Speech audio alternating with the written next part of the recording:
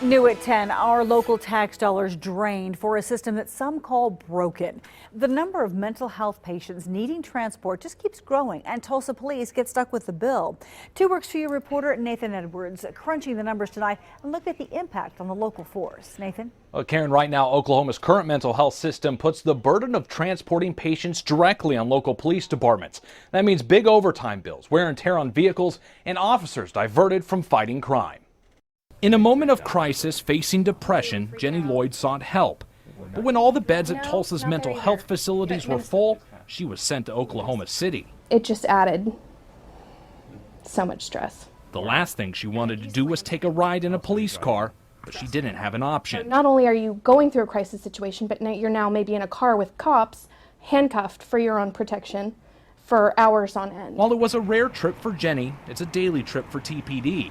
In 2014, officers drove 330 people battling mental health problems to facilities all over the state. The numbers are growing every year. For example, in January 2013, police transported 16 patients.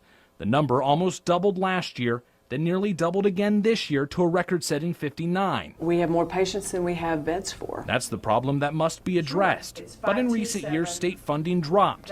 Right now, there are only 56 beds the state sponsors in Tulsa. Obviously, we want our officers in our community and not driving all over the state. But Tulsa police are bound by law to perform this duty, and the state only reimburses the department for gas, costing TPD thousands in overtime. We really should not be in the mental health business. But they are, and Jenny says probably will be until major changes come at the state level.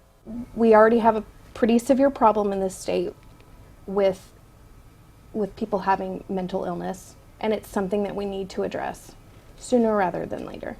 As more people battle mental illness, they're filling up facilities quickly. Some days there are no beds available statewide. That means instead of getting specialized help, patients end up in emergency rooms. In the 2 News Center, I'm Nathan Edwards.